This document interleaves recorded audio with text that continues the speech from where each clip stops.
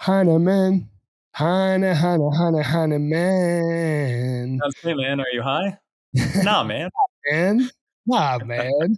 I had to make sure to listen to that too on your LinkedIn profile to make sure I didn't get it right. People say For those that Hinaman. don't It's actually know, yeah, Hinaman, you can right? do that on LinkedIn. You can pronounce your name so that the world knows how to pronounce it. And mine is that. Like, what percentage of people do you think call you Hinaman versus Heineman and just aren't sure? If they've never met me, everyone, like Really? 99%, unless they have a German background or some other reason to assume that it might be pronounced Heineman. But yeah, most people see it as Heineman. But then once they meet me, then yeah, it's Heineman Then, because I then they know. Yeah. then they know. Yeah. Not Hinneman like cinnamon. Yeah. Heineman Like Heineken. Heinem like Heineken. Like Heineken. Heineken Yeah. Zeros. Very good. I don't know if you probably don't drink non-alcoholic beers. You probably drink beers with alcohol in them. But since I've been sober now for a little bit, I don't know, 9.5 months or so, um, you're always on a search for like the best NA beers. And I think that my favorite is Heineken Zeros, which is ironic because I don't like Heinekens. I like Heineman. I don't like Heineken. Fair. There are some zero flavored beers that are not bad. Actually, so my favorite story, but before we kind of dive into anything Yeah. else about zero flavored beer, in college, we had a system dynamics project where we had to design a machine that had a feedback loop, and you had to control the feedback loop. And so we opted to do a beer pouring machine that poured the perfect beer. So you could Really? control how much head of you had on your beer, of course, but we're doing this on campus with school materials, and we got approval from the project, but their one qualification was like, well, it can't be alcoholic beer, Got because it. we can't have you guys like chugging beers, in the lab nonstop. And we're like, really? So we did sample a bunch of non-alcoholic beers while we were building that. So it's pretty Well, cool. that was a while ago, and I know that it's gotten better since then. Um, yeah, NA beers are like the thing now. Like, look at Athletic; they got this like whole amazing company built around it, and I swear you wouldn't know the difference in flavor. Some of them are Yeah, excellent. But Mark Heineman, I am excited to that's have me. you on. I wanted to have you on when Tim was here. I was a sponsor for one of the young professionals in energy happy hours. You had me come on your podcast. When anybody does that, I like to return the favor, have you on ours, get to know you a little bit better.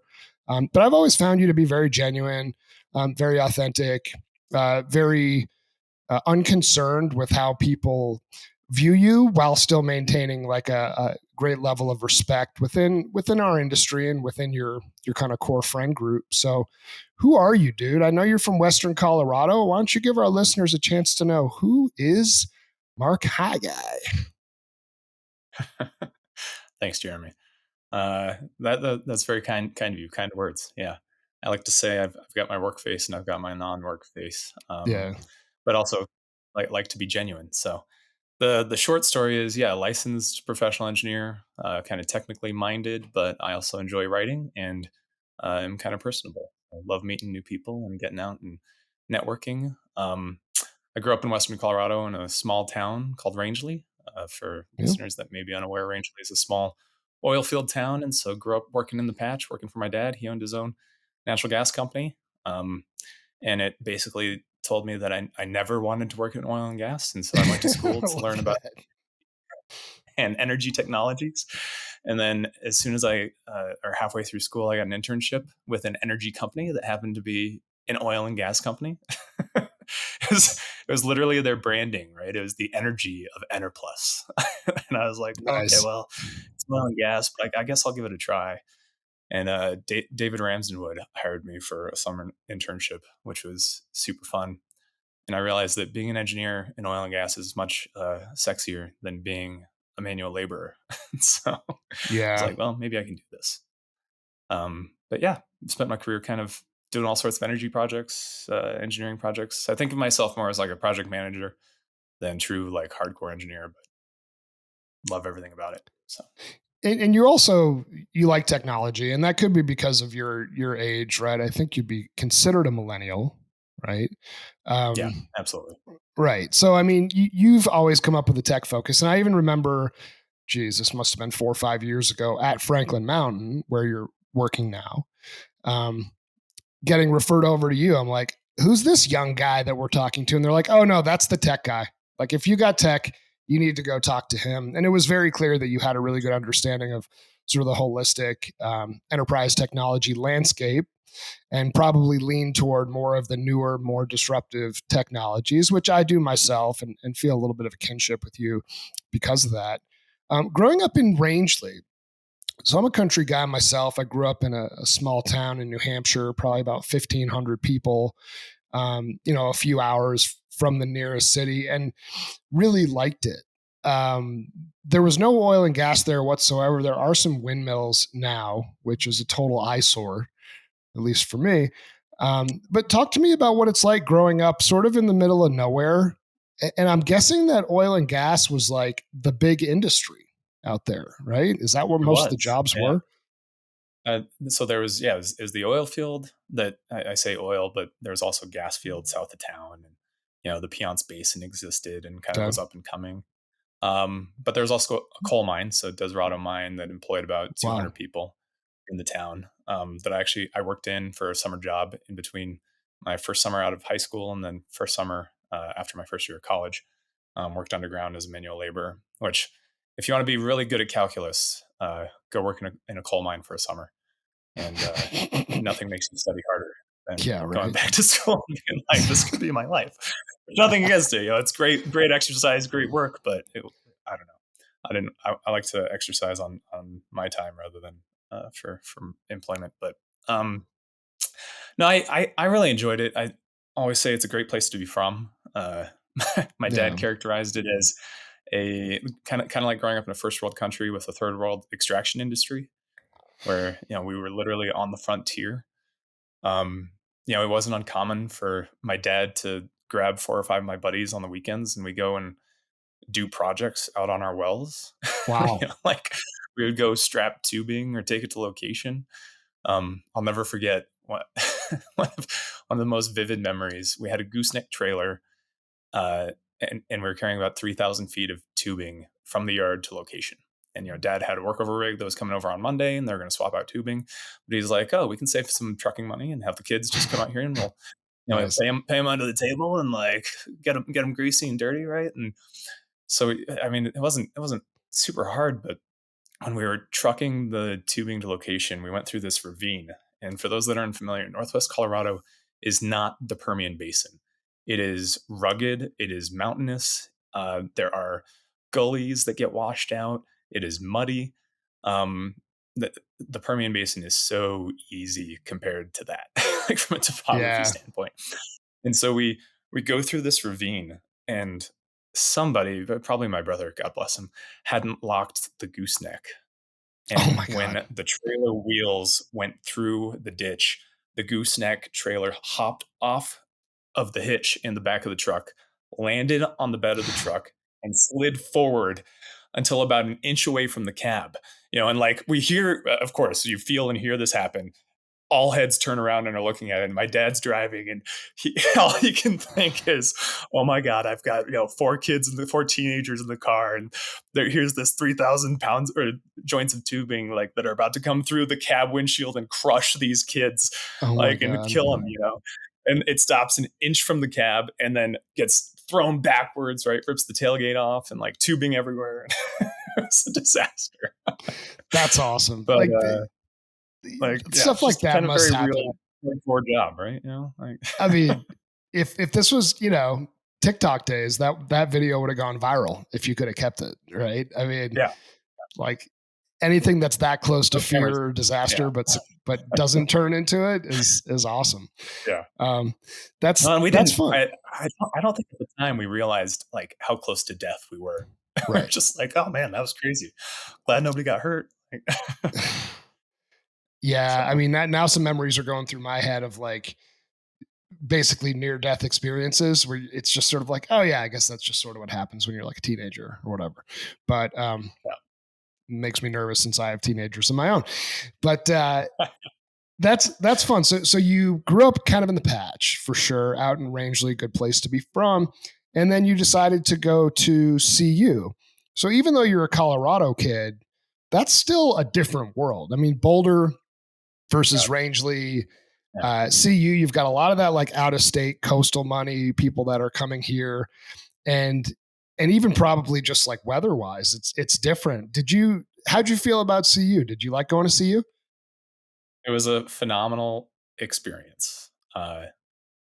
So Rangeley is very conservative, oil field town, right? Like voting for all the conservative parties, very party Yep. line. Um, and going to Boulder, it was the opposite, and that I feel like Democrats and liberals and progressives have this party line that, okay, especially with the DEI movement, where you can be anything you want to be. And I was really excited for that to get to Boulder. I was like, man, I'm gonna like get to have varied conversations with people and like expand ideas and have different perspectives, which was really helpful. And I did have that experience, except you can be everything you want to be in Boulder, except a Republican. You cannot be a Republican in Boulder, Colorado. You could be a I conservative was always like, oh, I'm a liberal. libertarian. I like freedom, like, oh, okay. Yeah. And that kind of it disarms people. But it was really fun. Beautiful place to go to school. After 4 or 5 years there, I got my master's in mechanical engineering and focus on energy and the environment. So bachelor's and master's is kind of a concurrent degree.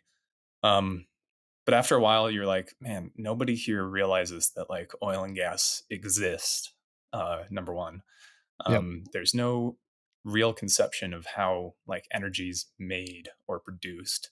Um, and I'm speaking broadly about kind of the town in the engineering school, and I'm very biased, but I do think the engineering school is one of the best in the state. I think mines. I don't want to say anything bad about mines, but they get a lot of hype, they get a lot of credit. And of course, being biased, going to CU, I think they have just as good, if not a better, I'll say mechanical program than mines, and lots of resources for the school. So very proud of my alma mater, and was thought I got a phenomenal education and made a lot of great connections. And I mean, it was through kind of their career program and department that I got into the oil and gas industry. Right, it was like companies recruiting at CU, um, Hmm. both Interplus for one internship, and then Encana back when they were called Encana for the next internship that got me kind of my full time job in industry. So And now it's Oventive. Please consult with your doctor before taking Oventive. It may we used to it may joke. cause a sudden It's drop so in blood I went pressure. to work. I went to work full time for in Canada, Yeah. immediately after school. Right, so they did the interview process, and then you get your full time gig, and then as soon as I went in, they downsized and laid off 20% of the staff, including all the new grads. Hey, Which it's a joke in Denver is like, well, you haven't really worked in Denver until you've been laid off by Encana. Or now nice. Ovintiv, right? Like, so, and it's kind of true. Like, there's a lot of people in town that have gone through that organization and worked there, and I mean, they've done a lot of good business and a lot of good projects, and they also had a reputation for a while for buying high and selling low.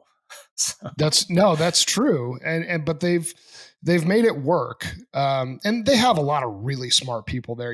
That's actually one of the things. Anytime I yeah, meet somebody who did spend time at Oventive earlier in their career, they developed really strong professional training, right? And even the people yes, who are still there are really, really solid.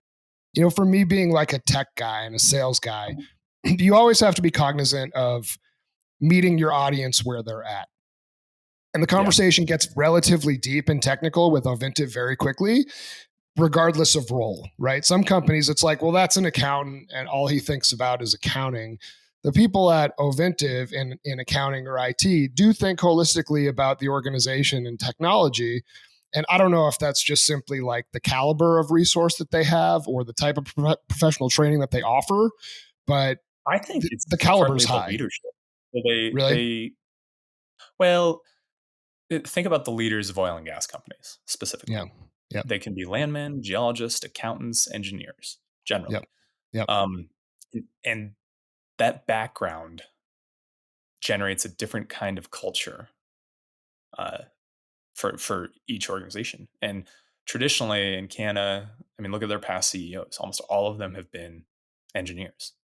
And Mm, so that mindset gets filtered down of like, okay, this linear thinking, process oriented, technology focused, like we can do better through operations, through design, and through process implementation. And, that's, it's not like they're out hounding on, I mean, they do, they've got a very effective commercial department, supply chain, and yep. that, they put a lot of focus in contracts and deal making also, but it's not like they're a land-based company where they're like, well, did we get the best price per acre? And I mean, Right. they try, but like there wasn't as much focus there. And there's, it's just kind of the nature of organizations. Like how is the culture generated and what's valued internally? And technical expertise and engineering mindset was highly valued there. I like that. No, that kind of insight helps, right? Because I have my own theories, but you actually lived it. And then eventually, like you said, some Enter Plus. Weren't you at Sundance? Was Sundance a company you were Yeah. at? Yeah. 4.5 years at Sundance. So you were at some bigger companies, publicly traded companies, and then it's been Sundance and Franklin Mountain. Talk to me a little bit about like working for big companies and then being like a little bit of a cowboy at some of these smaller outfits. I don't know how big Franklin Mountain is, but I think it's pretty small. Yeah, we're super small. So, well, my time at Sundance, I mean, I was very conscious about kind of career choice and what kind of company I wanted to work for early in my career. I wanted like a medium-sized company that I could have a lot of responsibility, Yeah. a lot of autonomy, and a lot of leeway to get the training and expertise that I would need for the next step in the career, or in my career. Um, which Sundance afforded that. I mean, it was a small company, small team, and joined kind of at the peak back in 2014, and then had to live and endure a layoff, downsizing, total reorg. I mean, at one point there was like 3 engineers on the team. It was like drilling, Yeah. completion, production, and we were running, a multi-million-dollar capital program still with like 3 of us. That's awesome. And I remember at one point we were chatting in the office about like Jurassic Park and like how did they put together this like huge industrial project, where there's like these dinosaurs running around and like they're losing control of the operation and it just seems like there's nobody there.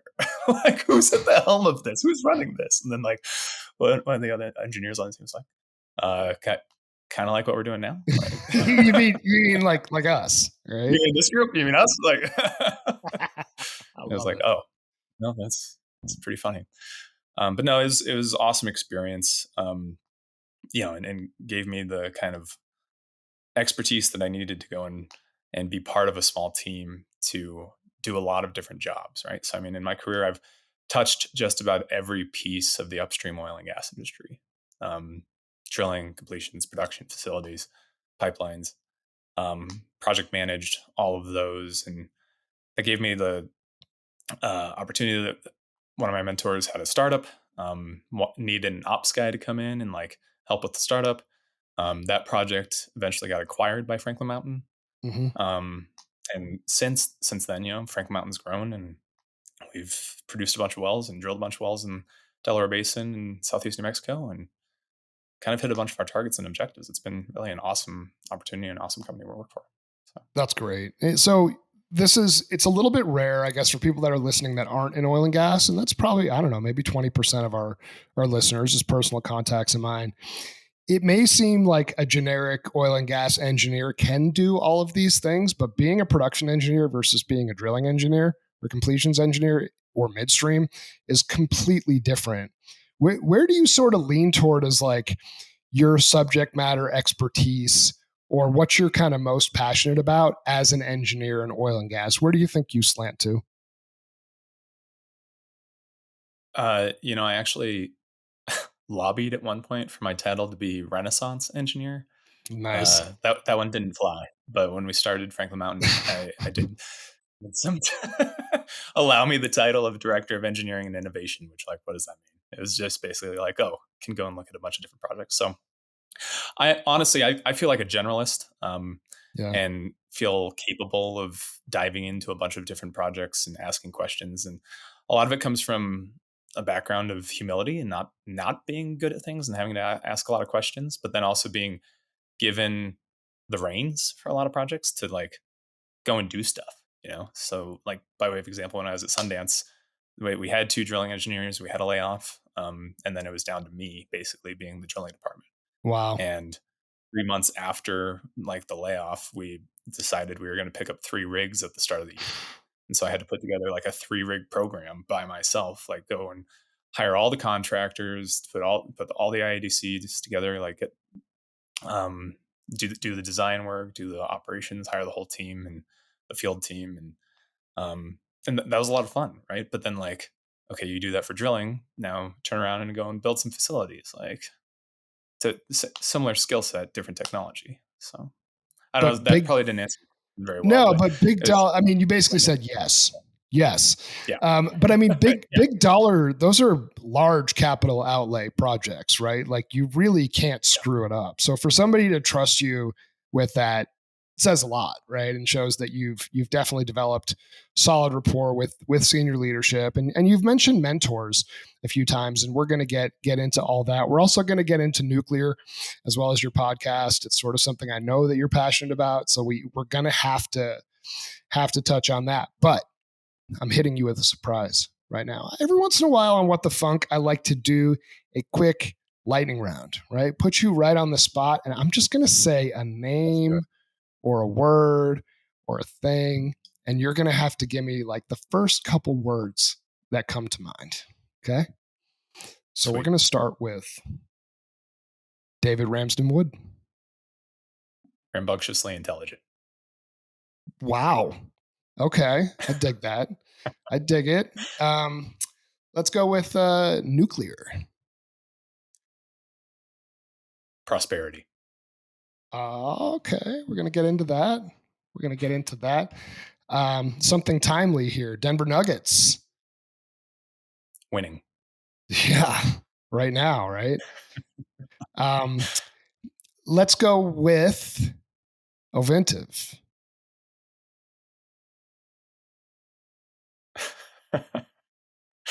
uh, Friends. Nice. Nice. And then Yeah. finally, Instagram. Dream chase live. Happy, fun, laughing, Yeah. adventure, travel.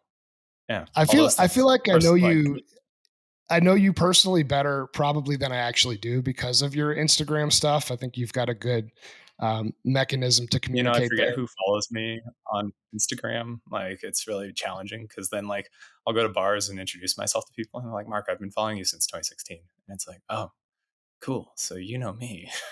Yeah, but you are no that happened with like Sean Forbes is a good friend of mine, right? And I think once Oh, I she's followed great. Sean Forbes, then it's like Lauren Liebelson and like all these other people that I've been following probably for 4 or 5 years. And then I meet them and I'm like, oh yeah, I know you. They're like, wait, are you stalking me? I'm like, no, I think you're just in my Instagram feed. Like, I don't know what else to say. Maybe we should Yeah, connect on like yeah, in person too, like normal people. But that's the way of the world, man. That's social media right now. Let's talk a little bit about the podcast that you put out and transition into the nuclear conversation. I know you're bullish on nuclear, and I am too. I don't think I have the level anywhere near the level of knowledge that you do, but Chuck Yates, my buddy, has a really positive outlook on it and basically said if we discovered nuclear now, it would be the greatest breakthrough in energy that anybody has ever seen. And I know that that's something that you subscribe to as well. So I'm curious, like, where did this whole passion for nuclear come from? And talk a little bit about your podcast. absolutely. So I mentioned I went to school to study energy. Didn't want to be in oil and gas. Went into oil and gas because that's the job. There's a career available, right? There's a job available. Um, at the end of my education, I realized like energy dense fuels um, are some of the best things for humanity. And like the more dense the energy fuel is, the better it is for prosperity. And like this is a fundamental idea of similar to finance. What's your return on investment in an energy project? On a per unit of energy basis, nuclear projects have the best energy return on energy invested. Um, if you exclude the paperwork and man hours that it takes to get them licensed presently. So from a Sure. purely physics perspective, like they're the best, they win, right? And so, I mean, I've been passionate about it kind of my whole life, but I had a revived interest a couple of years ago and just kind of really dug in on what would it take to like bring some of these reactors to reality, Mm. and like utilize the technology more. So I've been doing a deep dive on it for a long time. So you mentioned podcast. I volunteered for Young Professionals in Energy, restarted the Denver chapter back in 2018. So YPE, or Young Professionals in Energy, is a I'll say very dislocated organization. Each chapter functions very independently, but part of that program, our education piece in Denver, was to launch a podcast, and we use that kind of as a platform to educate people. You know, we could do a lunch and learn where we get 20 people to show up and it costs money to buy lunch for everybody, or we could do a podcast and reach 500 listeners, you know, a much broader audience all across the country, and it's much cheaper. So Yeah. love that medium, but I got kind of bored of the renewable and wind and solar conversation, and like those have their place and it's the right tool for the job. But if we really want to decarbonize and use the technology and use a system that, in my opinion, is better for humanity and will provide more abundance globally, then like nuclear is the only way to go. So we've been on kind of an advocacy train for that. Um, you know, to be frank, like lobbying at the Colorado Capitol for some bills that have been in place, and we've been recording a bunch of podcasts in the background, with some technology vendors, with some legislators, and so we've branded that as Fire to Fission, and we just launched that podcast this week, actually. So we've got about 30 episodes recorded and a goal of releasing 100 this year, to kind of move this advocacy piece forward of how do we bring these conversations about nuclear and basically talk publicly about all of the research that we've done and why we feel that it's a great solution for society and for humanity. How do we make those conversations public? And how do we interview people and chat with them so that people aren't just hearing from me and Mark's just preaching, oh man, we like nuclear, we like nuclear. So, and it gives me kind of a community to talk to about it also, because if I just talk to my friends and girlfriend about it, then, you know, they'll stop being my friends. So. So why is nuclear viewed with such like a negative slant? Like is it because of some of like Chernobyl and some of the large scale incidents and people are like, no, we just have to get away from that? What is it that people are so anti, Right, or I right guess now it's in the US and also globally, it's not. So there's this mythology that interesting? people don't like nuclear, and it's just that, a mythology. Recent study came out. I'm blanking on the firm that did it, but I'm sure if your listeners looked it up, they could find it. 76% of Americans support nuclear in 2023. It Hmm. was 71% last year, and in like 2018, it was like 50%. So the tide has shifted, and it is popular. Like people Mm. like it, people want it. Um, the challenge with anything, or with a lot of industries, is if there's not an easy way to make money in it, then like who supports it, who actually like gets behind it. And so this mythology that nuclear was unpopular and it's dangerous, which the anyone that says that nuclear is dangerous is lying or uneducated, It's probably because uneducated. Yeah. data demonstrates that it is safe, like, and has been safe for 50 years and didn't even need many of the safety upgrades that like the industry has made. So this is an unpopular opinion, but it's one that should come out and should be talked about more, that the nuclear industry itself has kind of been the biggest boogeyman because there weren't any financial incentives for the industry when plant orders stopped. The Mm. only thing that the industry itself could sell was fear, meaning we have to sell more safety upgrades, we have to sell more plant improvements. So anytime that somebody says, well, look at Chernobyl, 3 Mile Island, Fukushima, that's why people hate nuclear, because there's these accidents. Totally not true. They hate nuclear because it's expensive. Why is it expensive? Because people have said radiation is dangerous. And then that's been allowed them to offer more safety upgrades, sell more services to the industry, and it's made it more expensive, prohibitively expensive. If you look back at orders for nuclear reactors in the US, I mean, 3 Mile Island happened in the late 70s. Orders stopped in the early 70s. Why? Why were they canceled then? Because it was becoming prohibitively expensive, because the industry itself was out regulating itself. Like Mm. there was this ban of radiation that frankly, like the NRC got too inflated and did too much to protect against that. Yeah, it stopped becoming productive. So How many the nuclear? metric.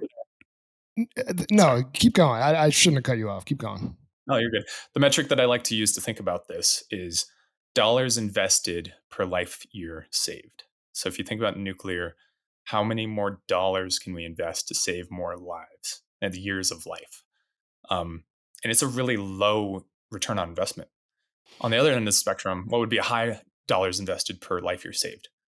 Purchasing a helmet for riding a bike, right? Like putting seatbelts in cars, right? These are like tremendously high number of life years saved for super low dollars, right? Like versus making safety improvements in nuclear power plants radically unnecessary. Mm. So it's kind of I'll say two prong or three prong. So the industry itself selling fear, excessive regulations, and those two things resulting in it not being profitable.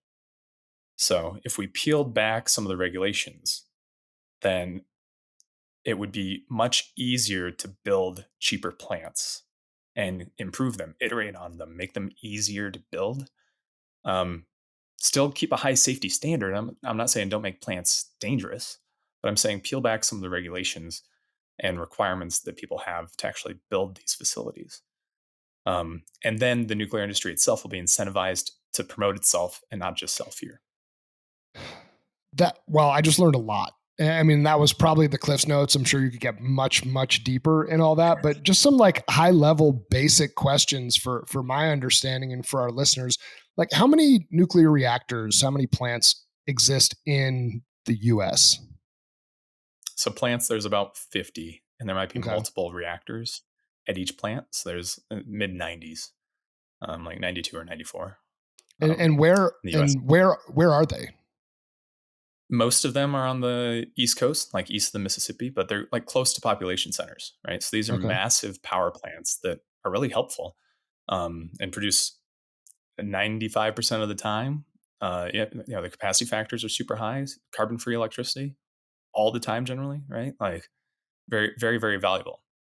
There's only one left in California, but the decision to keep it open was reversed a couple years ago, thanks to a bunch of grassroots advocates.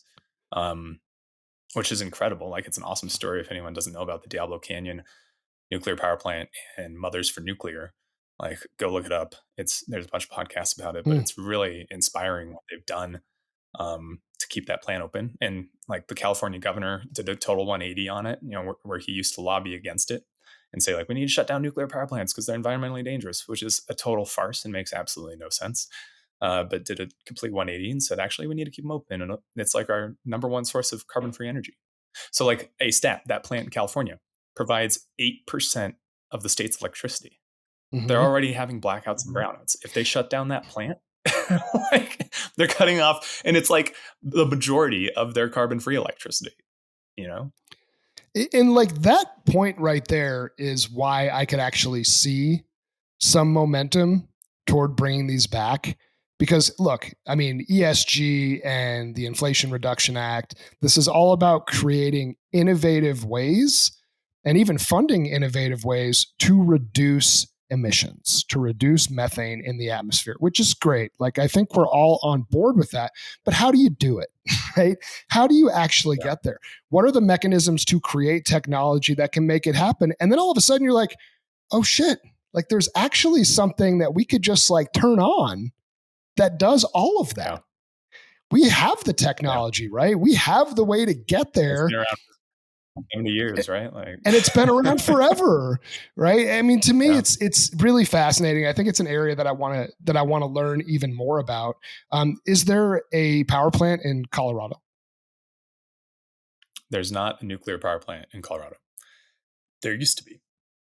It was the Fort St. Vrain power plant in Weld County.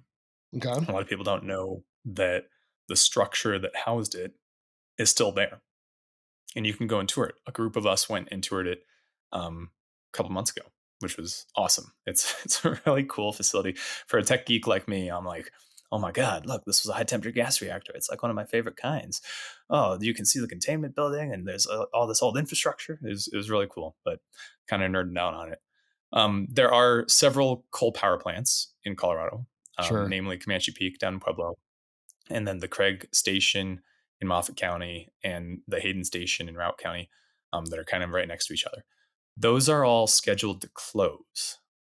And there's Colorado currently doesn't have a good plan to replace them. And they're not acting or moving fast enough to replace them with firm dispatchable power sources. So Colorado just passed a bill, which we advocated for, we lobbied for the Colorado Energy Office to do a study and figure out, hey, what are we going to do once these coal plants closed? Because we kind Sure. of just are throwing the baby out with the bathwater. Like, this is not a great plan. We're going to have blackouts and brownouts in Colorado. And that they don't know. So now the Colorado Energy Office has to do the study. It passed the legislator this spring and produce a recommendation to the legislator by 2025. Well, everyone says nuclear power plants take 10 years to build. These coal plants are going to be closed by 2030, like all of them by the end of 2030. It's 2023. A recommendation by 2025, like we won't have nuclear on for until 2035. Like that doesn't make sense. Like, we should be moving now in Colorado to replace these plants and acting now to like make recommendations to the Public Utility Commission, make recommendations to legislators, work with power companies, tell them it's popular, tell them we want it. Like, anyway, that's get me on my soapbox. Like, let me tell you how I really feel. But This is well. So then let's backtrack a little bit. Okay, yeah, so yeah. they're going to shut down all these plants, these coal plants, right? Coal Nuclear plants. plants have been shut down. Specifically in Colorado with these coal plants, you said there's not really a way to replace that power. How do you replace that electricity? So I ask you, are we just going So to you'll have find this blackouts? Yeah. entertaining. Well, this was really sad, actually. So we attended a conference that was hosted in Northwest Colorado. It was called the Okay. Joint Organizations and Leading the Transition, Energy Transition, JOLT. And it was invite only, but we got an invite to go and talk to the plant managers of the coal plant, Hayden plant, the coal mine there. They had county commissioners, they had people from the utility. And so there's a guy there from Tri-State that, was talking about the plan to go to 80% renewables by 2030, right? When these coal plants close. And the audience asked, right? These are people that are impacted in that community. Those communities depend on these coal jobs, and they're going to basically be shuttered in ghost towns without them. Mm, And people in that community asked, okay, well, if we're 80% renewable and that's our base, like, what happens when the wind doesn't blow and the sun doesn't shine? Like, these are right. intermittent sources. And the Tri-State guys' response was, well, we're an interconnected co-op and we're going to import electricity into the state from other states. And they said, okay, like Wyoming. And then the audience asked, well, what are they going to be doing in Wyoming to generate that energy? Coal. And they said, burning coal. Yeah. Literally, this was said, right? Like, Could have and it told was you like, that. wait, so we're losing our jobs because Colorado wants us shut down, but Wyoming is going to keep burning coal. Utah is going to keep burning coal. And there's one atmosphere. And by the way, China's going to keep burning coal, and is Oh building coal yeah. faster than we've ever built it. So like this doesn't make sense. There's a very undertone, like deep undertone of cynicism, I'll say, in the room, and kind of like, if people talk about this just transition, this isn't just. This isn't justified. Like, to be shutting down these communities and jobs without an adequate plan to replace them.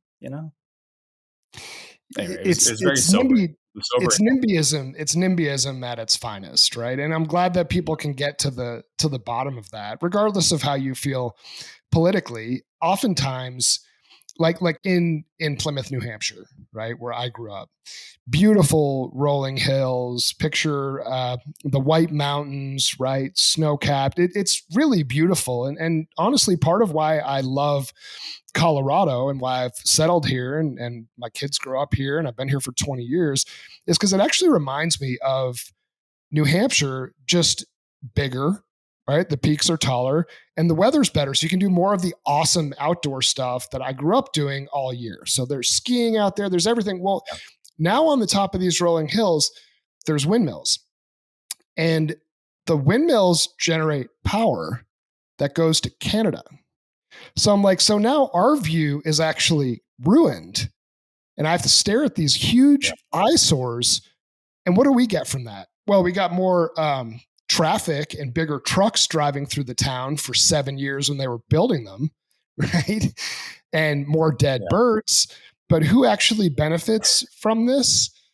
Not Plymouth, New Hampshire, right? So, I mean, but people didn't really bother to do all that research, and now they're just stuck with them. And people in Canada are getting the benefit from it. So, it's frustrating because if somebody put there's no oil in New Hampshire, but if somebody tried to drill a well out there and put an oil well, a pump jack on top of that hill, it would be an issue. Right? And this is where But there perception is versus reality is an issue. there is a shitload of natural gas in Pennsylvania and New York, and you could build. It's not a big pipeline build to New Hampshire, and you could easily build a pipeline. I mean, you can't easily build a pipeline. That's why they haven't. Every Sure. gas company in the Northeast wants to build a pipeline, um, and it makes tons of sense from like a pragmatic and like human prosperity perspective, like to have cheap and inexpensive energy in that area. But these are details that we don't talk about. No. It's much different, and that's like probably an offline conversation. I was in New York City last weekend for a wedding. I was in Manhattan, and I had a fun conversation with the cab driver. And of course, if a cab driver in New York tells you something, it's got to be true, right? So I didn't bother to fact check this, but he said, obviously the state of New York has banned fracking, and there's actually robust natural gas and probably even oil window opportunity in upstate New York. The state of New York, if you take New York City out of the equation, is the second poorest state in the country to Mississippi. So you really have a quagmire there where decisions are being made in Manhattan, right? By the governor and by people that are in Manhattan that affect what's happening in these effectively farming communities that are very pro drilling for natural gas.